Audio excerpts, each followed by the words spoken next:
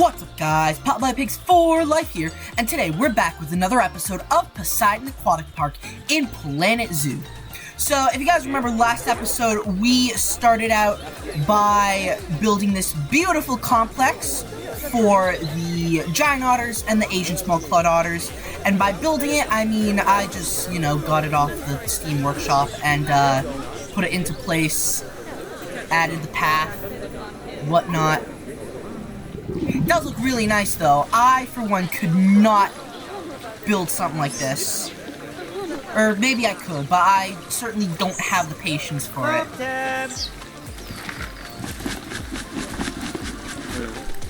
Looks like we've got some adorable little baby giant otters. Oh, it's feeding time! That's adorable.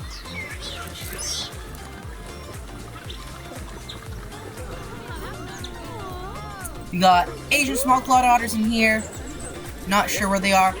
This is the mama. Wow, they really are tiny. These are, in fact, the, smallest species of otter in the world.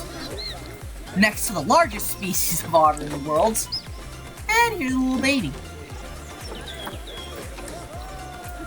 Absolutely precious. We did also add in some other animals. Well, obviously, if we go down here, we've got, axolotls in here, Danube-crested newts in there. We've got the North Island brown kiwi in here. Let's see, where are they? Oh, they're all sleeping in the burrow. Or, not all of them. Oh, here's a little baby. So cute. And there's the mama. And we also added in the platypus. Wherever they may be. Let's see. Where are the platypus? Platties. I don't know. Oh, here's a little baby. So cute.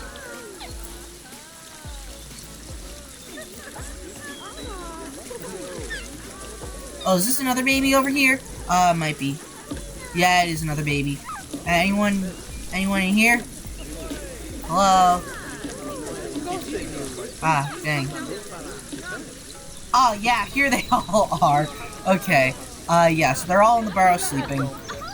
So, yeah, that's pretty much all we got done last episode. Of course, we did also, put in some shops.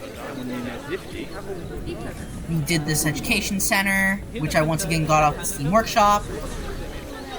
Yeah, some pretty good stuff. So now, in today's episode, here's what we're going to do. We are going to be working on the croc area. So, yeah, like I had mentioned, all the crocodilians are going to go in here.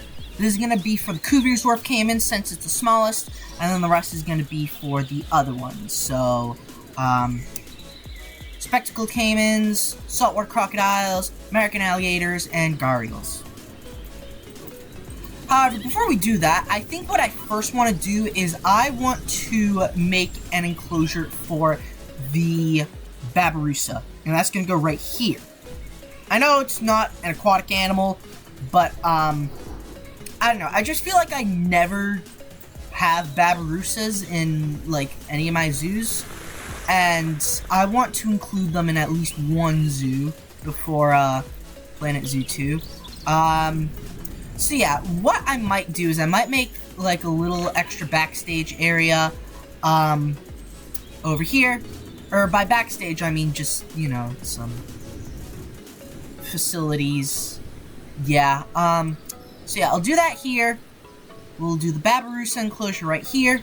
And then after that, we will add in the crocodiles. So yeah, so we've got quite a decent amount of animals to add in. We've got 1, 2, 3, 4, 5, 6 animals we need to add in this video. Yeah, most of the habitat's already built. They need to be configured though, so we need to add in like all the foliage, all the enrichment, and of course the animals themselves. So, without any further talking, let's jump right into today's video. Okay guys, so kicking off today's time-lapse, which is what I meant to say, we are starting things out by working on the Babirusa enclosure.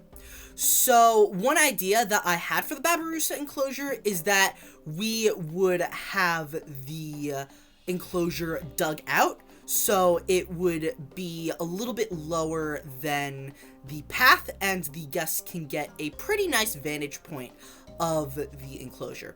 Of course, I did go ahead and eventually add in a ton of foliage, but there are still plenty of areas that guests can actually see the Babirusas.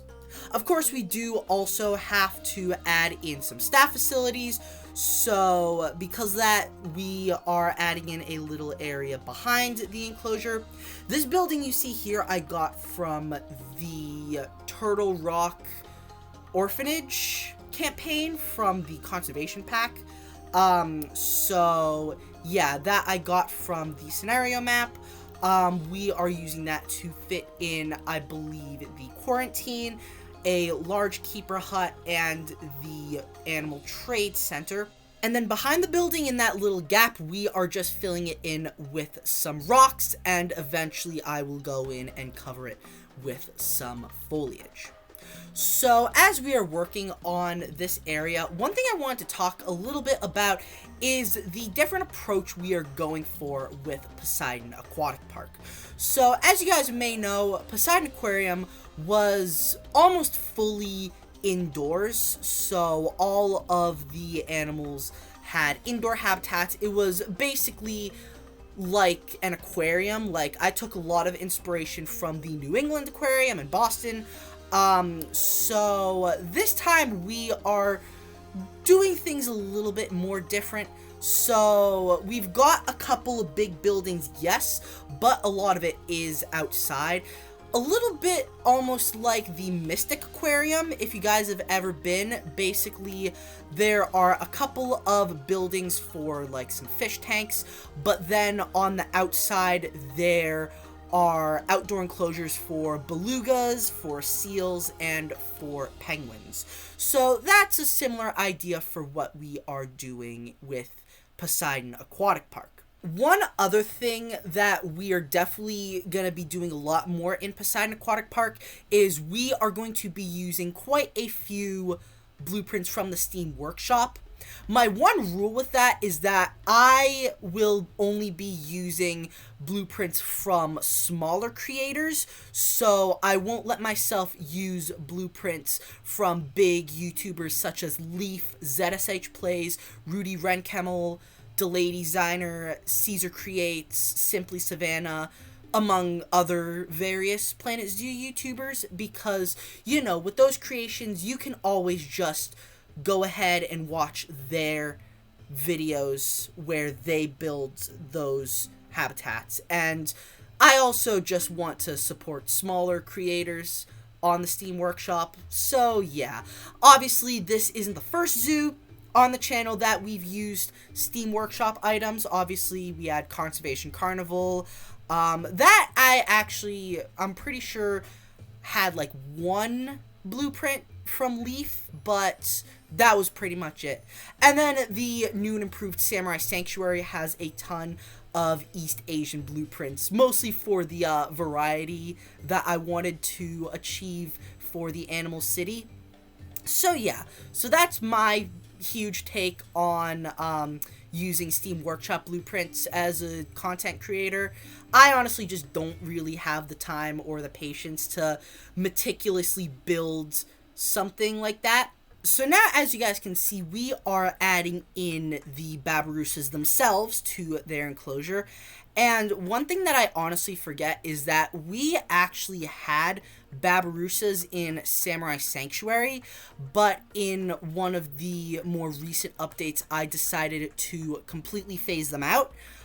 Because, I don't know, they just looked very out of place in that big, red, modern-looking barn. So, yeah, I just decided to, you know, get rid of them and use them in a different zoo, which is what we are doing here. So I do have a couple of animal facts about the Babirusa. These were just from that Samurai Sanctuary video. And yeah, that was quite a while ago, so I am just going to reuse some of the facts. So, Babirusas are very relevant in many different Indonesian cultures, and they are probably best known for their unique tusks that are used for combat between males. These tusks make it a very heavy inspiration for various different evil spirits in the different Indonesian cultures, and they've also been known to appear in cave paintings that archaeologists believe are up to 35,000 years old. One other cool thing is the name Babirusa, I'm pretty sure translates to pig deer because of those big looking tusks. So yeah, so that pretty much wraps up the Babirusa enclosure. I'm honestly really happy with how it turned out in the end, and if you guys think that it looks good now, just wait until I show you guys in real time. So now with that, we are working on the crocodilian building. So to start, one thing I decided to do is I decided to add in some viewing domes in all 5 of the crocodilian habitats. So I had to do a little bit of modifying the blueprints, so that way we could get things just perfectly. There was a lot of issues with this area because with like modifying like the water levels and with adding in like the path and the habitat barriers, it really was a struggle. So I tried my best to cut most of it out of the time lapse, but yeah, just know it was pretty difficult to get things exactly the way I wanted them. But once again, in the end, they turned out very nicely. So then once we cover up the viewing dome entrances, now we need to work on the habitat barrier for the Cuvier's Dwarf Caiman, because while all the other habitats already have their barriers in place, the Cuvier's Dwarf Caiman enclosure we are building completely from scratch. So for the fence, I decided to use the same exact fence that came in the Steam Workshop blueprint. We are just getting it all the way around in a little half circle. And so during the time lapse, I did go back and forth as to whether or not I wanted to use this type of fence or whether or not I just wanted to use the in-game barrier. But after the second attempt, which is what you are seeing on the screen, I finally got it exactly the way I wanted it. And in the end, I feel like it matches very nicely. So now, as we are working on the crocodile habitats, let's take a minute now to talk about crocodiles as a whole, because these are seriously some very cool creatures. So, crocodilians belong to the clade known as Archosauria, and they share a common ancestor with both the pterosaurs, which are now fully extinct, as well as the dinosaurs, which today can be seen in the form of birds. So, crocodilians in particular are part of a smaller clade of Archosauria known as Pseudosuchia. And Pseudosuchians first appeared 250 million years ago in the early stages of the Triassic period. The order Crocodilia, which is what all modern crocodilians are part of today, first appeared around 83.5 million years ago in the Campanian stage of the late Cretaceous period. And they have since survived the Cretaceous-Paleogene mass extinction event 66 million years ago. And thus, here we have all of the modern crocodilians that we know of today. And so when it comes to these modern crocodilians, they can be further split into two separate families. We have the Alligatoridae, which includes the American alligator as well as the caimans from Central and South America, as well as the family Longerostes, which includes true crocodiles as well as gharials. What I find super interesting about crocodilians is the amount of different niches that they are able to occupy. And this is heavily based on the shape and morphology of their snout. For instance, gharials have much thinner snouts that allow them to make fast movements in water to catch fish. Whereas American alligators, for instance, have much wider U-shaped snouts that they can use to grip onto land prey, such as white-tailed deer.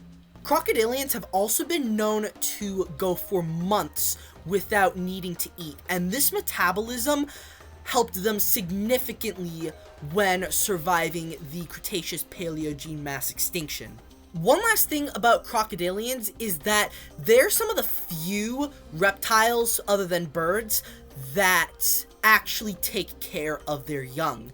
Oftentimes, females will communicate with their offspring and respond to their calls, and some species, such as the spectacled caiman, will often keep their young in different nurseries called creches, which always have a female guarding them. Which is really intriguing that what seems like a quote-unquote cold-blooded reptile takes such good care of their offspring.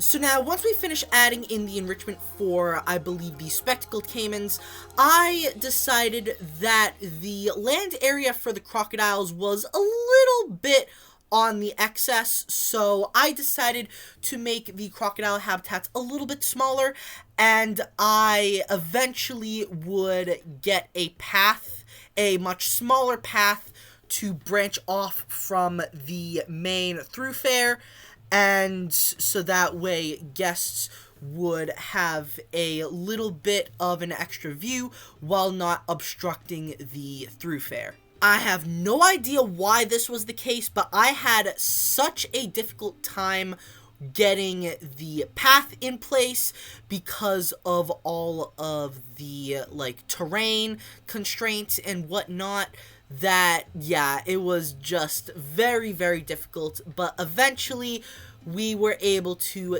get things in the right spot. While the area near the otter complex and the soon-to-be pygmy hippo enclosure was relatively easy to fix up, over here by the platypus and the Babirusa enclosures, things were very, very difficult. I had to go in and delete a ton of barriers, a ton of path, the path by the platypus, the path going to the staff buildings. Yeah, it was quite the hassle. But eventually I was able to get things pretty perfectly, so it pretty much all worked out in the end. So what I decided to do from there is, as you can see, we are just replacing all of the path. Over here by the platypus, it was quite a pain because I had to get rid of the water so that way I could fix the path. But finally, once we've fixed all that up, we are finally ready to add in the rest of our crocodilians. So as we are neating things up a little bit, I just want to quickly mention that this year we are trying to reach 200 subscribers before the end of 2026. So if you're enjoying this video so far, then please consider leaving a like, commenting down below, and subscribing to the channel to see some more videos just like this one. Not only does that help support the channel, but it also helps the YouTube algorithm by recommending more videos that you might find interesting.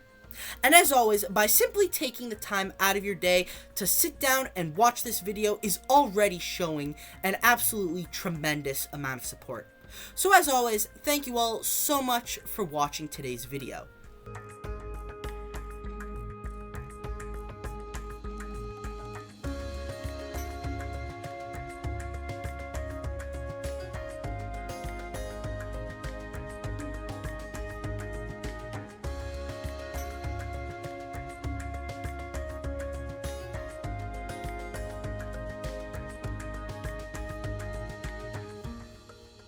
So then, once we add in the last finishing touches to the spectacled caiman habitat, now we can move on to our other crocodilians, the American alligator, the gharial, and the saltwater crocodile. As you can see, we are starting out by putting the American alligators next to the spectacled caimans, though you'll see that at the very end of the time-lapse, I decided to switch around the American alligators and the saltwater crocodiles, simply because this area that we're putting the alligators in, I feel has more land area than the enclosure for the saltwater crocodiles, which we put at the very end of the crocodilian building.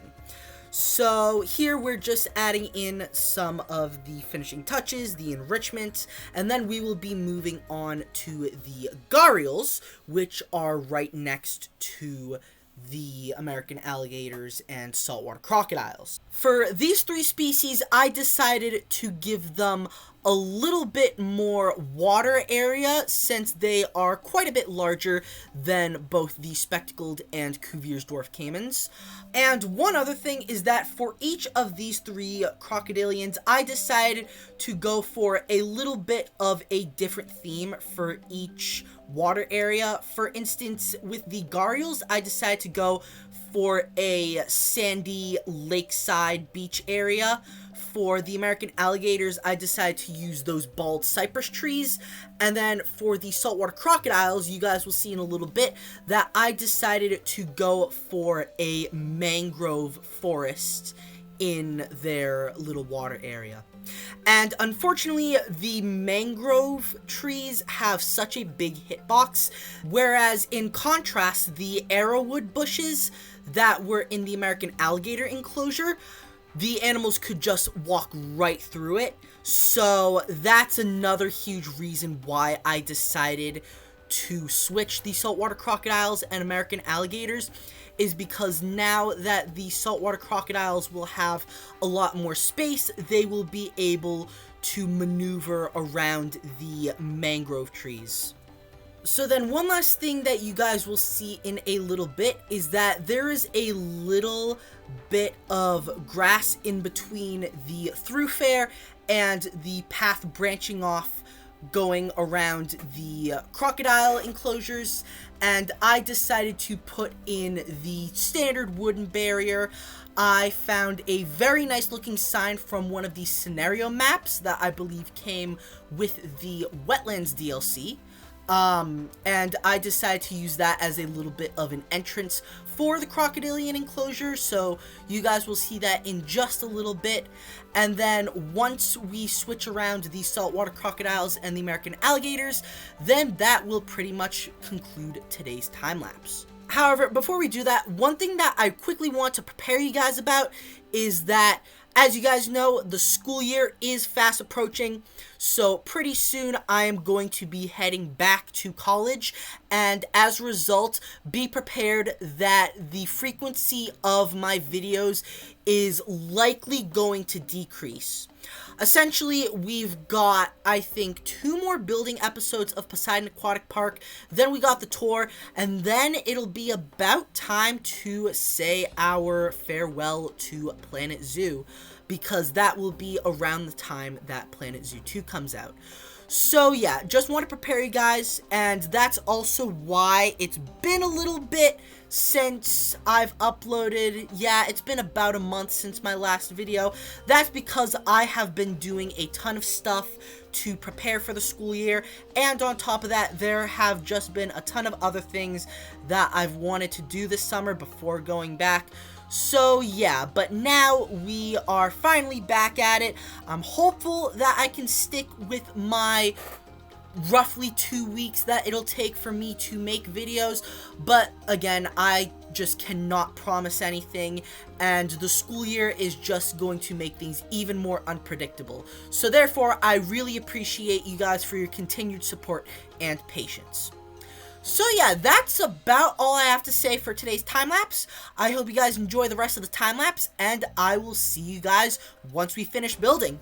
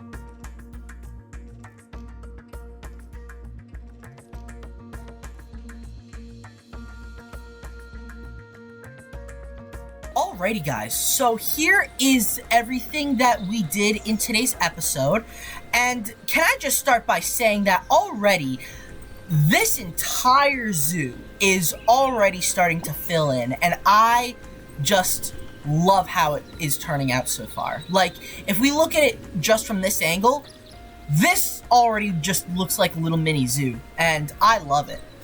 So, I think it's fitting to start where we started off today's time-lapse, and that is with the Babirusa enclosure.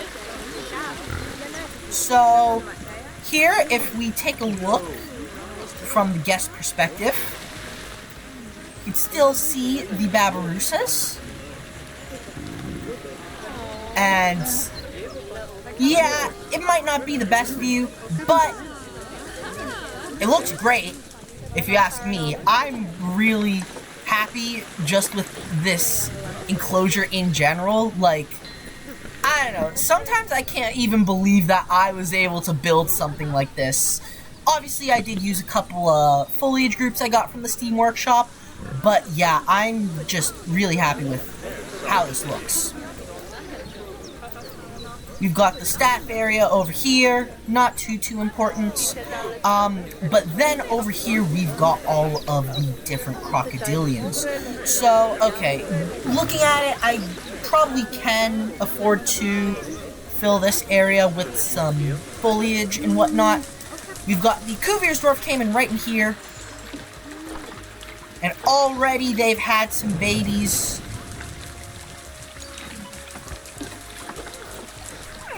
So yeah, also, I love that I was able to use this East Asian wooden bridge for the keepers to cross over. The keeper gate is hidden right here. So, because it was the only place I could put it, because of all of the crazy terrain constraints that I've had to deal with. I think this is another baby. Yeah, where's the adult? I don't know. I'm not entirely sure where the adults are. I can hear them, but I can't see them.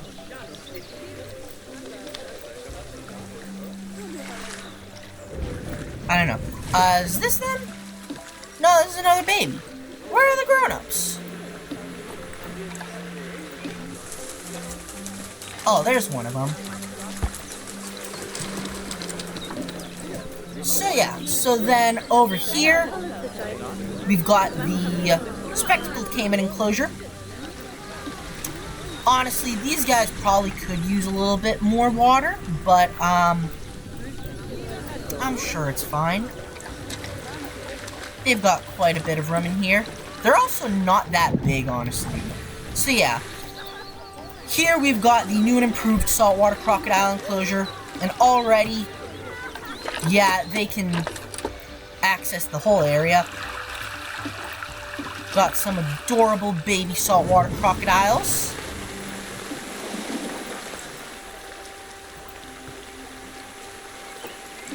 And also, I just love how this mangrove forest looks. It looks absolutely stunning. Here's the male. Obviously, this isn't Planet Zoo 2, so we can look forward to the remodel that they're getting. Here we've got the gharials. We've got the male right here. Guests got a very, very lucky view. And have these guys had babies? Yes, they have. Got a little pond over here. And then we've got the American alligator enclosure. And once again, I love these bald cypresses.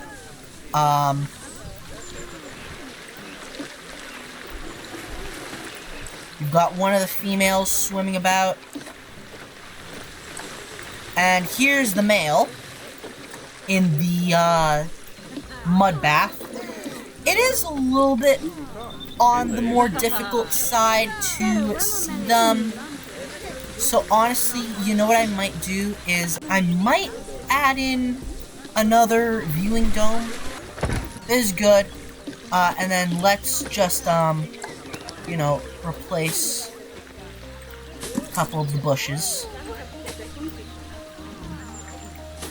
Yeah, this is perfect. So, the bushes are a lot less big, and also there's a viewing dome that the guests can take a look at the American alligators, which looks like the big male is going in the water. And already they've had adorable little babies. So then I think one last thing that we'll do before we conclude today's episode is let's walk through the crocodile house. So this is a viewing dome entrance here. You can see the alligators from here. There's also viewing domes underwater that you can see them. We've got gharials over here. Any luck? Yeah, we got a little baby swimming about. Absolutely adorable.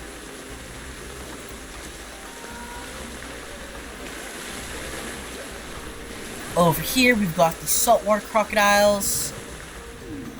Once again, another baby. And the male, which is eating the blood pumpkin over there. So the guests over there can get a very stunning view, I'm sure. And then over here, we've got the spectacled caimans. Which, again, adorable little babies. And then you go out, you got the Babirusas, and you've got the Cuvier's Dwarf Caiman. Which, I mean, they'll be attracted by, this thing, and you can even still kind of see them. But yeah, so that is pretty much gonna wrap up today's video. So one thing I even noticed that we could probably do is we could probably put like another little eating area over here. But what's gonna happen is next episode we are going to work on the New England wetlands area.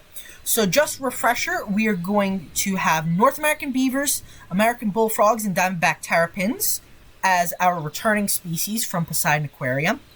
And then we are also going to have some striped skunks, raccoons, red foxes, and coyotes.